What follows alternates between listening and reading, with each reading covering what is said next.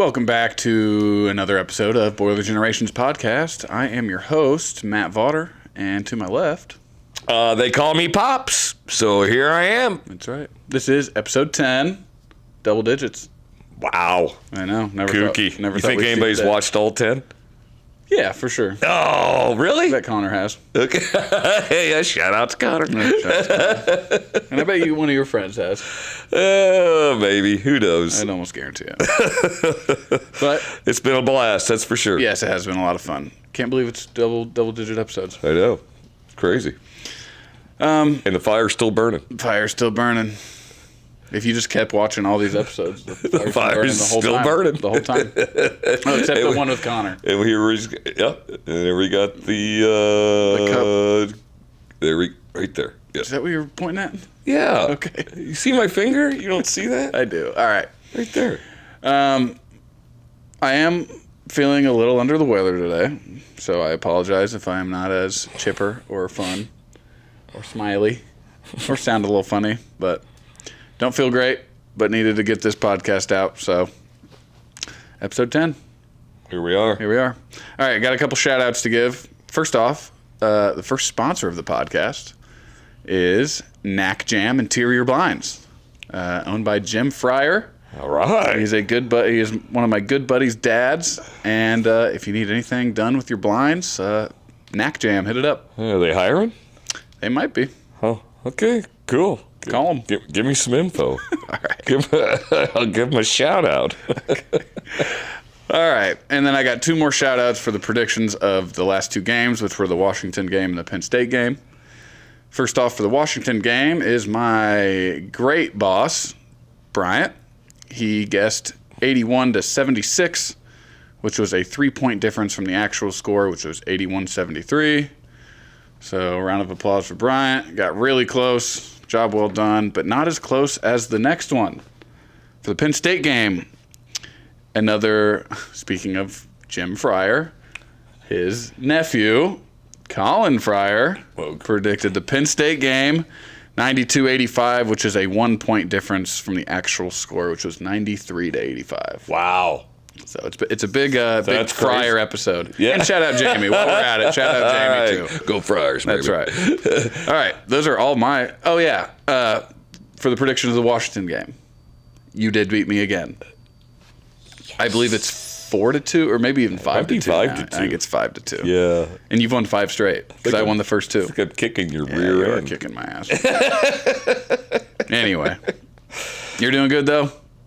Everything's good. Yeah, I'm pretty good. All yeah, right. Mom and I are thinking about moving. We're going to go to check out Florida tomorrow. Very nice. I know. Well, maybe we'll do a podcast in Florida one day. I'm looking forward. I had one of my brothers ask me, "What are you going to do about the podcast?" And I said, "Well, we've discovered Zoom, baby. Zoom? They do that all the time." I know, and we've done it before. We've done a couple. Yeah, We'll figure it out. Yeah, we I'm not will. worried It's about not it. going to happen anytime soon. No, and who knows? Maybe I'll fly down with my camera and stuff. And That'd be really cool. that'd be cool. By the pool in the backyard. Or by the ocean, Absolutely. maybe. Who Yep, knows? that's where we're going. Okay, Anyway, so segment number 1. segment number 1. This date in Boilermaker history. Boilermaker history. Okay, not going back very far. About 2 years ago, January 13th, 2024, the 23-24 team, we were ranked number 1 at the time, and we beat a team that we just beat, unranked Penn State, 95-78. Okay? Mm-hmm. Finished the year 34-5, 17-3 in the Big Ten, lost in the Final Four. First Final Four appearance since 1980, and it was Zach Edey's second year winning the National Player of the Year award. Right on. Only player ever to win it twice. That's not true. That's Ralph not- Sampson did. No, I think Right. Bill Walton did too. Did he? I think. Okay. Well, one of the people Or to Lou only win Alcindor it. did. Whatever. One of those guys did. But that was a fun team. Went to a few games. That was a great, great year. But on to the Penn State game. Once again, we won 95-78. And I'm going to read you a couple stats here. Actually, first starting lineup was Braden Smith, Lance Jones, Fletcher Lawyer, TKR, and Zach Edey. Okay? Okay. Who was the leading scorer? Fletcher Loyer. Nope. You tried to get fancy with it. It was Zach Edey. Zach Edey had 30 points, 20 rebounds. Oh, my goodness. Had a very dominant game. Yeah, I thought you were trying to get tricky on me. Nope. I knew it's kind of the reverse psychology there. But, okay, second trivia question. All right, here we go. This season, the 2023-2024 season, Edey broke his own school record for most rebounds in a single season with 474, averaging 12.2 a game. Who holds the highest single-season rebounds per game record for Purdue? Joe Barry Carroll. Nope. You want one more guess? Caleb Swanigan. Way earlier than that. One more guess. Oh, Way earlier. goodness. Before you were born. Oh. Goodness gracious. Dave Shellhays. Nope. He was up there, though. I think he was in like the top 2 or 3. I'm going to say his name wrong. Okay. For sure. That's all right. Terry Dischinger. Oh, yes. Terry Dischinger. Dischinger. Yeah. Yep, 14.3. They played a few less games. I think he was only like 7th all time in total rebounds. Yeah. In a season. That's a good. The most rebounds. That's a nice old. It's a good Purdue trivia story there, man. Yeah. Terry Dischinger he was really good. in the 59-60. He hasn't made my legends. Not quite. No, he was averaging Or like legendaries, or what are we calling my thing again? Boiler Legacies. Legacies. I think I don't know if it was this season or the year after. He averaged like 30 and 14, whatever, 13 rebounds. He was kind of a He was beast. darn good. All right, that's this date. All righty. Boilermaker history. All right. Now what do we call it again? Boilermaker Legacies. Boilermaker Legacies, baby. All right, what do you got? Teach me something. I will. It was the other half of what we talked about last week. It's the senior year of the 86-88 team. The Three Amigos. The Three Amigos. Okay. Stevens, Mitchell, and... So what year is this? You said 86, 88. Oh, 87-88, 87, 88. Okay. Yeah, my bad. That's okay. Yep, 87-88. They finished number 3. They got upset in the tournament by Kansas State. Your one trivia question that I have for you, and you should know this, but although it's long before, well, no, it's too, weren't born yet, so you may not know this. All right, what do you got? But anyway, they got beat by Kansas State, and their hero, their main guy, played in the NBA for probably 10, 12 years. Kansas State's big guy? Stud? Yes. Okay. Do you know who he is? Can you give me the years? What do you mean? Was this his senior season? Did he play like... Oh, mostly- yeah, I think it was his senior year, so he must have played, 89 through, Can you give me a team he played on or anything? Sacramento, I believe. Kansas State. Big guy, guard. Guard. Oh, gosh. No, 3 guard. 2 guard. Somewhere in there. Really good, dude. Good guy. I'm Peja Stoyankovic. not sure. No, sir. I don't know. Mitch Richmond. Oh, okay. He played for the Warriors, too. He was part of the big 3. But didn't he play at Sacramento? He did. Yeah, you're right. Okay. Yeah. Nice. Cool. So he was a stud back then. He was the guy, and we lost by 3 points. I was living on Union Street here in town. Heartbreaker. There was a crushing day Yeah. in the Sweet 16. Dang. But speaking of legends, Okay. they had there's a couple things. They had a legendary person on their team that was unfortunately killed in a car crash. He was very famous in high school basketball. He was from Gary Roosevelt. Are we talking Purdue? On Purdue's team? Yes. Okay. Yes. Here's your other. He was the Arthur R. Trester Award winner. Do you know what that means? No. Seriously. No. Well, when I was growing up, the high school basketball was a really, really big deal because it was all one class. It was all and the Arthur Trester Award winner was for the kid with the best sportsmanship. Okay. And this kid received that award. Okay. And he went on to coach in high school. He was from Gary Roosevelt. He went to Gary Bowman, I think. Okay. And his name was Marvin Ray. Marvin Ray. Marvin Ray was a legend. Sounds like a really nice guy too. He was just a really nice good guy. person. Yes. Anyway, he was on that team. Glenn Robinson told Gene Cady to recruit him. Oh wow! Yeah, wow. Yeah, they were from the. I think I think he went to Roosevelt. I think they went to the same place.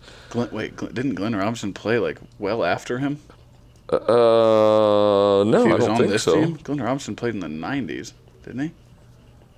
Early '90s. Yeah. Okay. But anyway, that's cool. Though. Anyway, he told him to recruit Interesting. him. Very nice. So anyway, but cool. he was definitely a legend. Marvin Ray.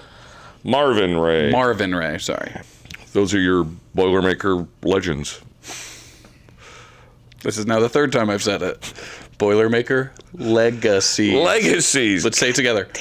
Boilermaker legacies. There we go. There we go. Anyway, but these guys are, Very nice. Yeah, it's funny. There were like 5 guys who went to the NBA. Were they finished third overall? They were nationally ranked? Yeah. Was that as high as they got? Yeah. Well, after they got, the final poll, they were third. Right. Yeah. But that's as high as they were. They had 5 guys on there. They had a guy on that team that was. I got to shout out to my buddy Bill Haynes. Kip Jones. Kip Jones. Ever heard of Kip Jones? I feel like I've maybe just seen the name. I know nothing Kip Jones was kind of a beast. He was a rebounding, scoring forward. And he had the worst free throw percentage. Form. Oh, it was an ugly shot. It was so bad. We would. Anyway, we spent a lot of time laughing about that. Anyway, that's funny. What was his name? Kip Jones. Kip Jones. Sorry, man. Kip Jones. Kip Jones. I'm sorry. Kip Jones was probably a great dude. No doubt about it. Had a horrible free throw routine. Yeah, his free throw function was different. That's funny. Anyway, so that was that team. It was a great team, man. It was my favorite team. No doubt about it. Senior year of the Three Amigos, right? Yep. What a way to go out. Yep. It was terrible, man. We really expected to go to the Final Four. For a legendary trio, it's a tough way to go out. Yep. Sweet 16. Yep. But that's Purdue for it happens, unfortunately. It does. Anyway. Okay. Can we talk about the last couple of games, or? Yeah, let's recap these two relatively quickly. I don't have a ton to say about the Penn State or Washington game. Other than Braden Smith is once again a beast. Braden Smith might be the best basketball player to ever grace Purdue's jersey, except Zach Edey. Except for Edey. Edey's going to be a tough one to beat ever again. I don't know. Somebody was saying that he wasn't worth the National Player of the Year status, and then he goes and scores 23 and 26 the same week. And had he's so 20 good. assists. He's so good. But anyway, let's start with the Washington game. We won 81-73, as I said earlier. Okay. These are just a couple bullet points that I wanted to talk about. 14 total turnovers. Not great, not what you're looking for. TKR had 6 of them. Yeah. Again, not great. Right. And we were up 20 with, I went back to the game log, up 20 with 9.5 left. Yeah. Only won by 8. Yeah. They put on their press there at the end, and I think that kind of flustered us a little bit. Something. We certainly, I thought we were going to win by 20. I think everyone did. And then they kind of turned up the pressure. Yeah. And it was weird watching that because Wisconsin, we kind of did the same thing. I'm not sure if Wisconsin actually pressed us, but it almost looked like we stopped playing with urgency, which is never a good thing. And we kind of stopped playing defense kind of altogether. which in is both of those games, which again is not a good thing. We can't No. just get up by 30 and then just stop playing. No, but it seems like it's happened a couple times. I know, especially back to back. Yeah. And we should have won both games by 25, 30 points. Yeah. But nonetheless, we won. Hard to complain with a win. Yeah, no complaints. Another thing to point out for the Washington game, Steinbach, their freshman kid from Germany, Yeah. he was averaging, as of today, he's averaging 11 rebounds a game. Okay. He only had 4 against us, which Nice. is good. That's Clough going to work. That's TKR going to work. Yeah. And then Braden, obviously, just was electric. He had 6 turnovers as well. Him and TKR had 12 of our 14 turnovers. Yeah, we certainly had some turnovers there that derailed us a bit, but sure. we survived. We did survive. And then we went to Penn State. Yep. At home against Penn State. Right. Played on And then- Saturday. We won 93-85, as, again, I said earlier. And once again, Braden Smith was an absolute And Braden beast. Smith, he was about the only offense we had rocking for the first half. Well, didn't Clough had a double-double, didn't he? He did, but I think a lot of his points, maybe I'm wrong. But yeah, it was basically the Clough and Braden show Yeah. for the entire game. Yeah, Clough's just a rebounding machine, man. He is. He didn't. He only had 7 in this game, which surprised me looking back at the stats that he only had 7 rebounds. But he just controls the paint He does. well. He's just a big dude, and if he's not getting it, his guy's not getting it. You know, Right. It's kind of one of those guys. So Yep, no doubt. Maybe the box score is not going to show how good of a rebounder he is, but he's a great rebounder. Yeah, I don't know what his average per season, but it's got to be close to 10.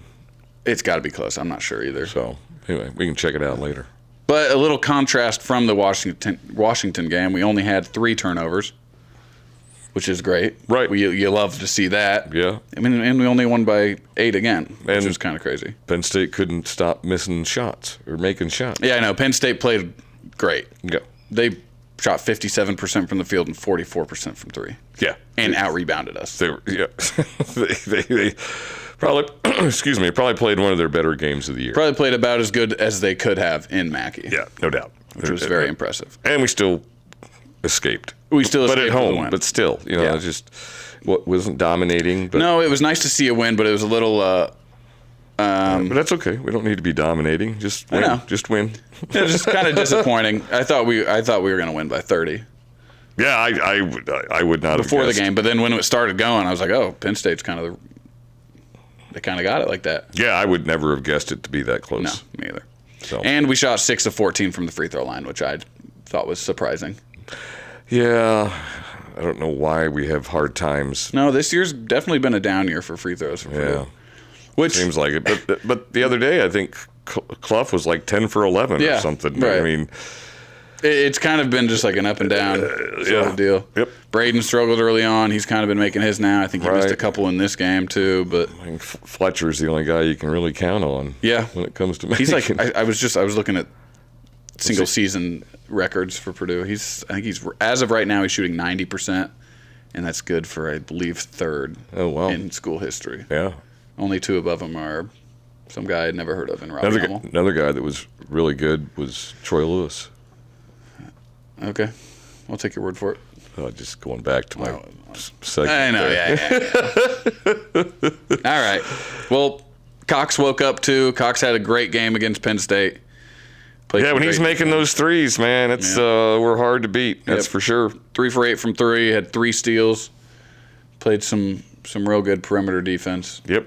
which is going to be vital when we play some tournament teams and maybe Michigan and IU and all the other better teams in the Big Ten. Yeah, he needs to stay in the starting lineup. Yeah, he does. In my opinion. I was very iffy about it for the first month of the year, and then I don't know. He's definitely got to start. I agree. Yep. So, And Fletch finally shot the ball decently again, 4 for 8 from 3. yeah. Last few games, I think he was shooting like 20%, but Yep. shot 50%. He's gonna be fine. He is. He is. I was never really worried. It was just getting a little. Every time he shoots it, I think it's going to go in, and then when he was missing it, I was like, oh damn, what's going on? I think everybody thinks that when he shoots. As a Purdue fan, for sure. Could get that. Okay, those are the two games that happened this week. Let's look. We got two more coming up. Right on. Yes, let's look forward to we're going to preview the Iowa game, which is at home at 6:30 on Wednesday night. And we're not going to preview the USC game, which is happening this Saturday, the 17th at 6 p.m. at USC. Just follow the socials, and we'll get the score predictions on there and everything. But yeah, let's dive right into this Iowa preview. You got any first thoughts? They're pretty darn good. They are.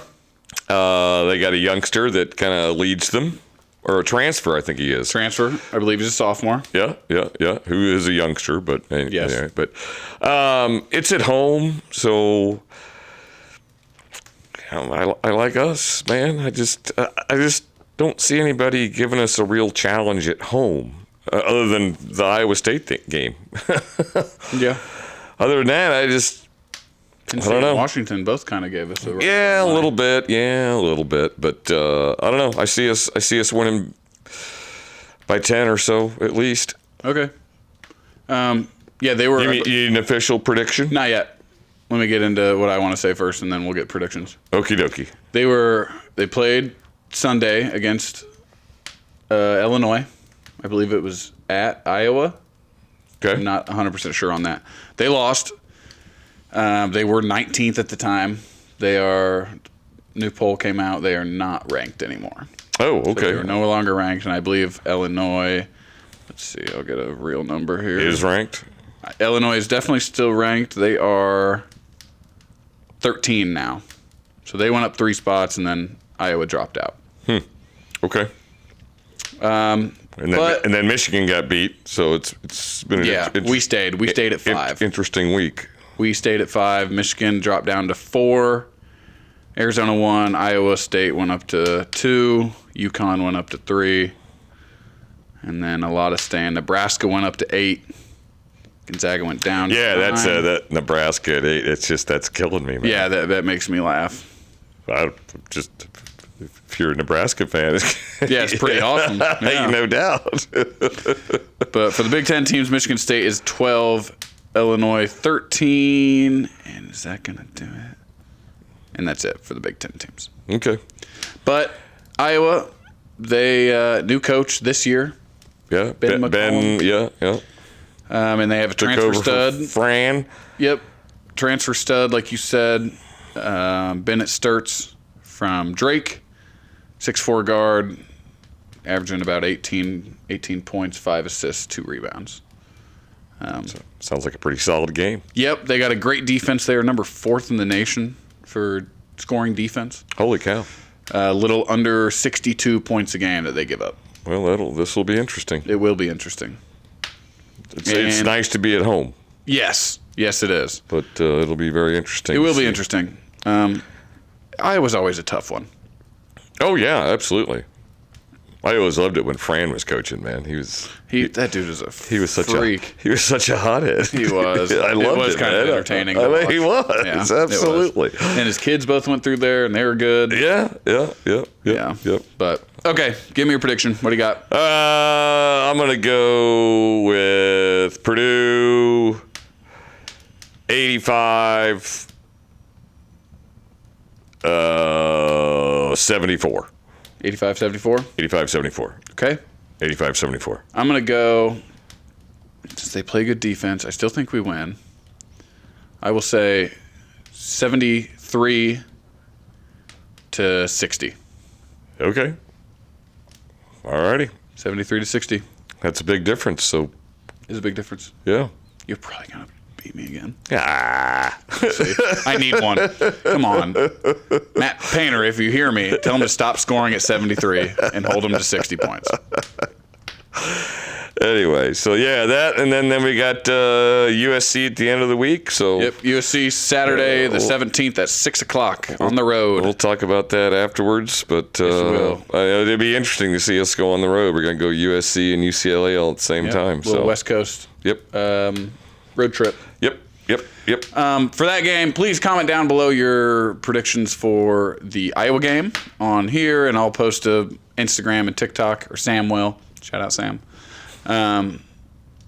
please post those predictions, and we'll shout out whoever's closest. And then just look out for the socials for the USC game on Saturday. Maybe a Friday post or a Saturday post, and then just post it down in the comment section of those. That'd be great. That'd be great. That would be great. Yeah. Well, thanks for following along. Yes. Thank you, everybody. This has been another episode of your favorite podcast, my favorite podcast, My favorite podcast. his favorite podcast. And thank you for following along. Thank you for all the support everyone's given us. And we will see you next week. Boy, up, right. baby. Love you guys. Bye.